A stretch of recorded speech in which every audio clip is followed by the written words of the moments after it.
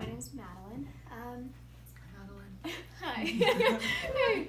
I've done a little bit of work over the past year or so with just finding this calling from God to do more. And so one of the ways that I've been doing that was first off through Totus Tuus last summer, but then I also went on a missionary trip to Taiwan.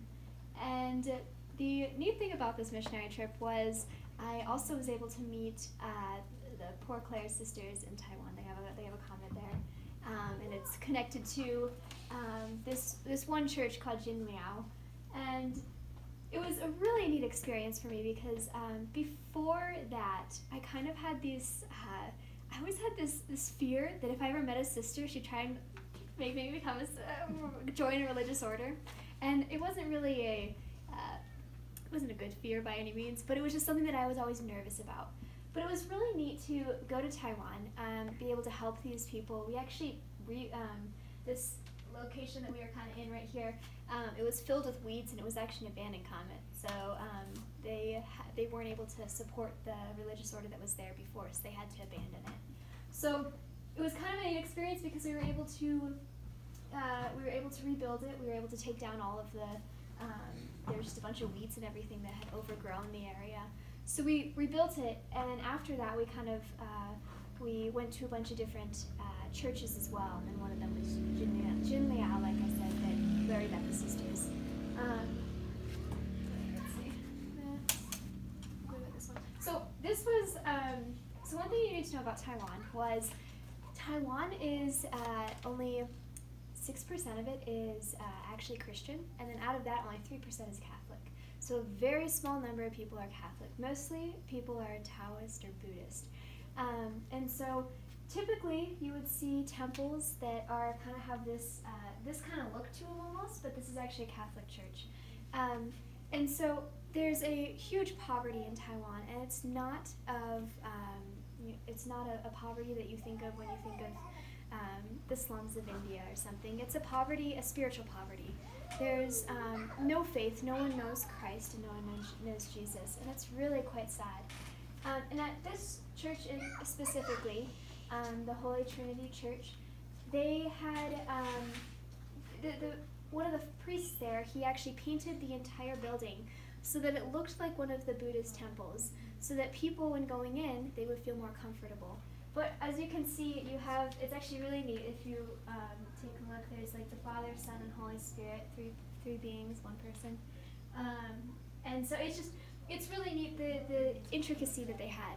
And while we were there, we were actually able to go to one of these masses that was being held. And they give us these cards so we can try and follow along in Chinese to English, and it just doesn't go very well. But as we were trying to follow along, it was interesting. We were hearing these beautiful singing voices, and we're like, what is that? Who is singing? There's only the 20 of us and then 3 other parishioners. Like, who is it? It's none in our group.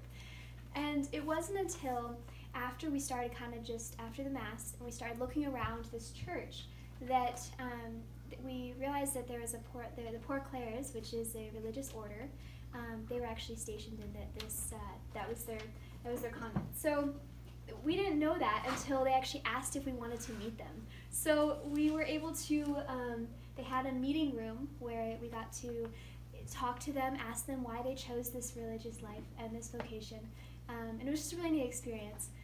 Some things you guys should know about the Poor Clares is that they are actually, they are cloistered. So there's different levels of cloistered, but essentially it means you kind of take yourself out of, the normal, busy, noisy day life, and they stay in the convent that they are in. They don't really go outside of there. So there's different levels of being a cloistered sister. There's a papal cloister, and that's the strictest form of enclosure. She doesn't leave the boundaries of the monastery except for serious reasons. So they devote their lives to prayer in a way that is very, they pray. I can't remember how many times they had mentioned they prayed, but it was, there's so much silence that goes into it as well. So a lot of their day is made of silence and prayer. Then there's also constitutional cloisters, and this type of cloister is practiced in the community's charisms. They joins to their life of contemplation, some kind of apostolic or charitable work. So with Constitutional Cloister Sisters, they'll actually be allowed to interact with people a little bit more. They typically hold retreat centers as well.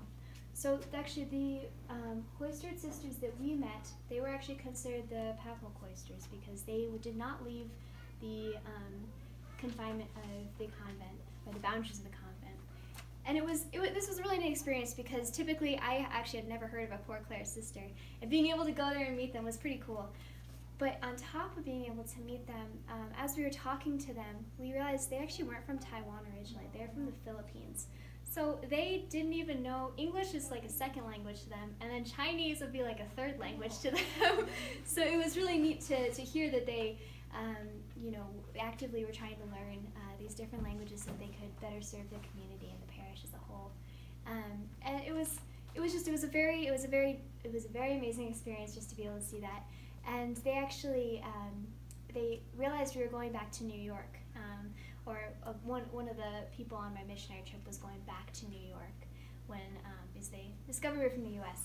And when they realized this, they have another another convent that's in New York that they said, oh, if you're going to New York, would you be able to bring these letters to our sisters?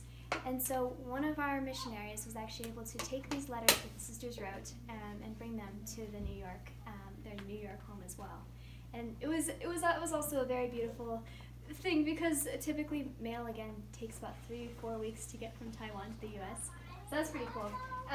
And then yes, these are just some more pictures. We got to go to a bunch of different churches. We hosted a camp and everything for the kids there.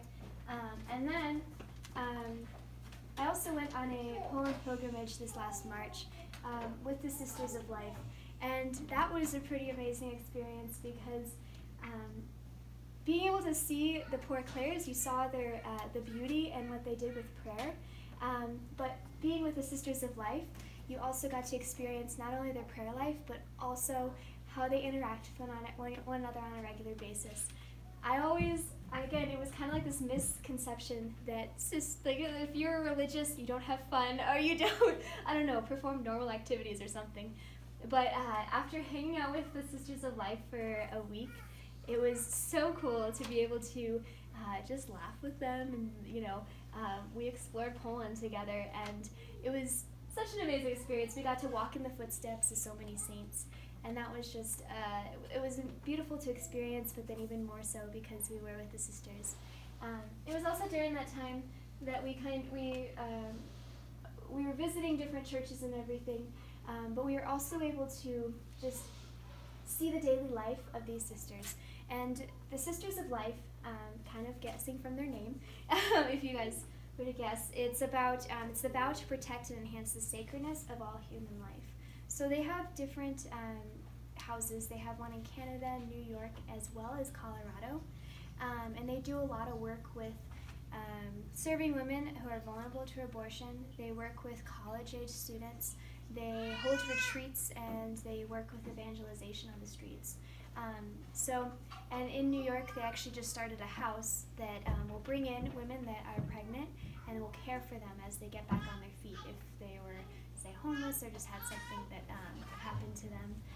But it gives them the opportunity to not only show that dignity of the human life that they have, but also be able to share that. So that was neat to be able to learn all that. But yeah, and so here's some more pictures. We got to go to some really neat places. One of them was where this one right here was where St. Pope John Paul II actually had his first mass said. So that was pretty cool to be able to go to that exact spot. And then this was actually I can't remember what it's called. It's pretty bad one. But that was actually where again, Pope John Paul II would, that's where he studied for seminary. So we got to go to a couple of those places. And then St. Faustina, this is kind of where she saw all of her visions and everything. We were able to go see one of two paintings of the Divine Mercy with you guys are probably familiar with the Jesus I Trust in You on the bottom. So it was just a really overall amazing experience. But it was even more so because of meeting these, being able to just see the daily lives again of the sisters and realizing that, you know, they're not holier than us. You know, we all see Jesus, and we all are able to experience Jesus in different ways.